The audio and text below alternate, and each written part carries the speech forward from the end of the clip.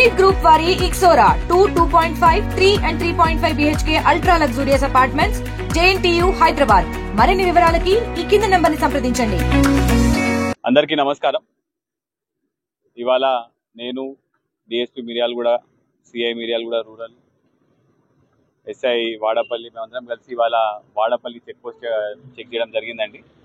మీ అందరికీ తెలుసు, తెలంగాణ రాష్ట్ర ప్రభుత్వం సన్న బియ్యానికి బోనస్ ఇస్తున్నందువల్ల చాలా వరకు వేరే రాష్ట్రాలకు వెళ్ళి రైతులు లేకపోతే వేరే రాష్ట్రాల దళారులందరూ కూడా మన తెలంగాణకు వచ్చి ఆ వడ్లని వాళ్ళు అమ్మినట్టు చూసి ఆ బోనస్ వేసుకొని ఇట్లాంటివి చేసి రాష్ట్రానికి లాస్ చేసే విధంగా చేయడం జరుగుతుంది. దీనికి సంబంధించి గత కొన్ని రోజుల నుంచి కూడా మనం మన ఇంటర్ డిస్ట్రిక్ట్ చెక్ పోస్ట్ కూడా మనం చాలా స్ట్రిక్ట్గా ఎన్ఫోర్స్ చేయడం జరిగింది. మనం ఇప్పుడు దాకా రఫ్లీ ఒక 8 వెహికల్స్ 2 days 8 వెహికల్స్ మనం పట్టుకున్నాం.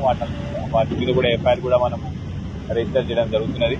అయితే ఇందులో చాలా తీసుకొని వచ్చి ఇక్కడ తెలంగాణలో ఏదైనా ప్రొక్యూర్మెంట్ సెంటర్ దగ్గర అమ్మి ఏదైనా రైతు పేరు మీద అమ్మి వాళ్ళు డబ్బులు సంపాదించడానికి ఇల్లీగల్ గా ప్లాన్ చేయడం జరుగుతుంది. దాని మీద మనం ఆల్రెడీ ఎఫ్ఐఆర్ చేయడం జరుగుతుంది. ఇప్పుడు మన దగ్గర నల్గొండ జిల్లాలో 2 చెక్ పోస్టులు నడుస్తున్నాయి. ఒకటి మన వాడపల్లి దగ్గర, ఇంకొకటి near Vijayapuri town Sagar check post 2 నడుస్తున్నాయి. 2 చోట్ల కూడా joint teams with CCTV camera footage మనం ఏర్పాటు చేయడం జరిగింది.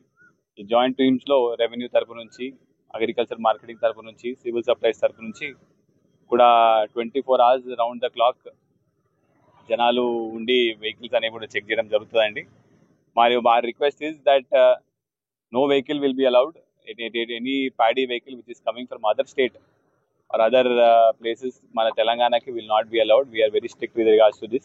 If anybody is purchasing, ఎవరైనా పర్చేస్ చేస్తున్నారు రైస్ మిల్లర్స్ ఉంటే కూడా ఆ 50% కోటా అనేది as per civil supplies rules ప్రకారం అది అయిన తర్వాత విత్ ప్రాపర్ డాక్యుమెంట్స్ ఇక్కడ ఎట్లా మన సివిల్ సప్లైస్ డిపార్ట్మెంట్ నుంచి, రెవెన్యూ డిపార్ట్మెంట్ నుంచి కూడా అధికారులు ఉంటారు కాబట్టి అవన్నీ చెక్ చేసిన తర్వాతనే ఆ వెహికల్స్ అని కూడా మనం పంపడం జరుగుతుంది.